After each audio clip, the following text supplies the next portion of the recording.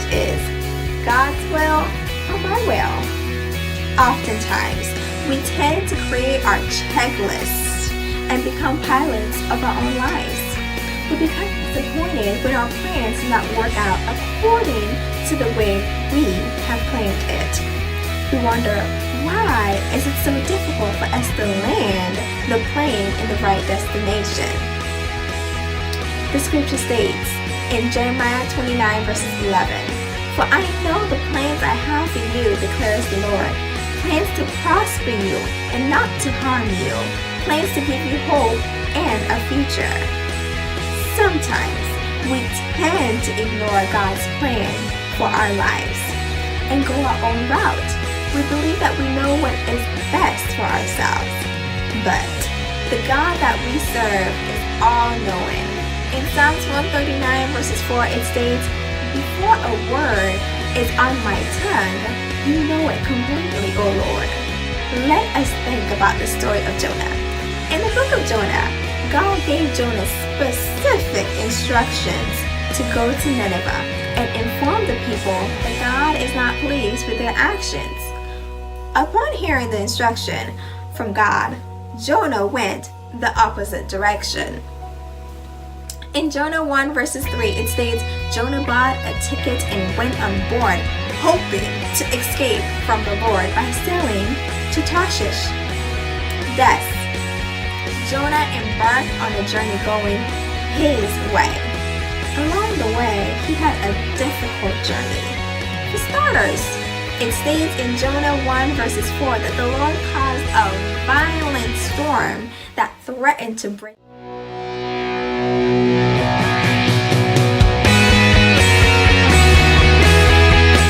the ship apart. Jonah informed the sailors that he is the cause of the storm. In Jonah 1 verses 12, Jonah said, "Throw me into the sea and it will become calm again. I know that this terrible storm is all my fault." Then the sailors threw Jonah into the sea. The storm stopped as soon as Jonah was in the sea. In Jonah 1:17 it states, "Now the Lord had arranged for a great fish to swallow Jonah, and Jonah was inside the fish for 3 days and 3 nights." It is interesting how the scripture states in Jonah 1:17 that the Lord had arranged for a great fish to swallow Jonah. Sometimes it may appear as if God is not present in the storm, but know that God is right there. He is putting the pieces together for us. In Romans 8:28 it states, "And we know that in all things God works for the good of those who love Him, who have been called according to His purpose."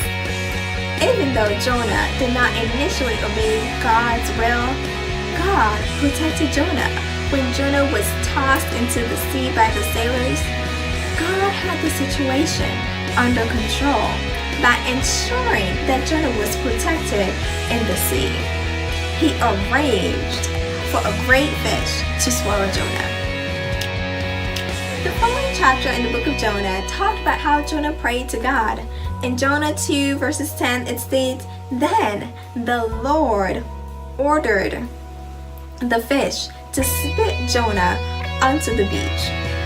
Jonah listened to God and the second time around went straight to Nineveh. While at Nineveh, Jonah informed the people that Nineveh will be destroyed in 40 days. The people of Nineveh listened to Jonah and prayed and fasted to God. In Jonah 3:10,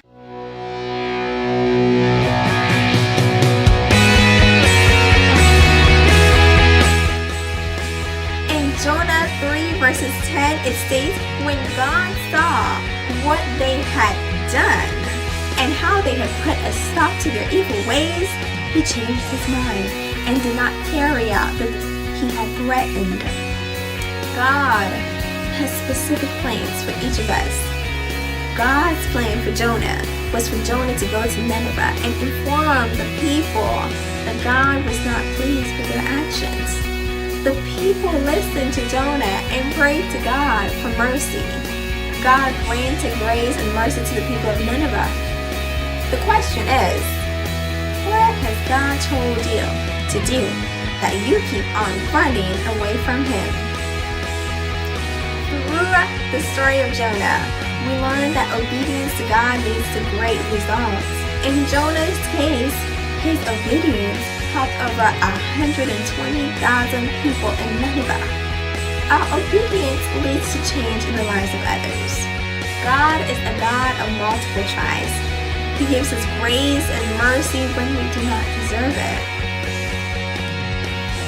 Jonah's story had a turnaround when he prayed to God for mercy and second chance. Experienced ease when he followed the plan that God had for him initially.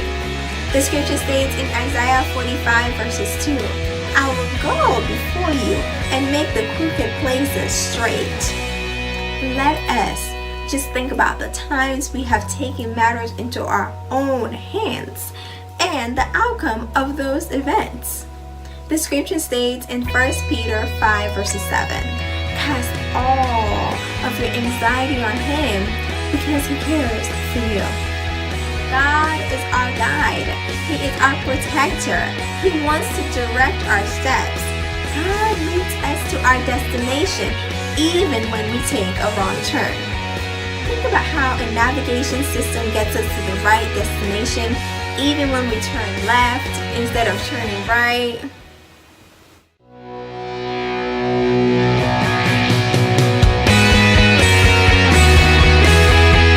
Navigation system does not condemn us when we make a wrong turn. Instead, it finds relief when we mess up and go our own journey. God does not condemn us. Loving and merciful God, and He leads us back on track.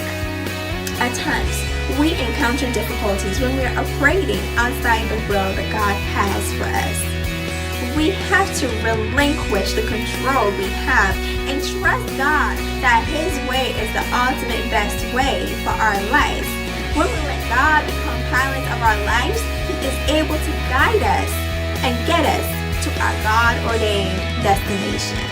We need to know that God will make it work in His timing.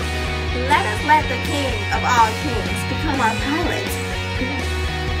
Let us relax, fasten our seatbelts, and let God take control of the journey that's ahead. Thank you so very much for listening. I hope you have a blessed day, and bye-bye.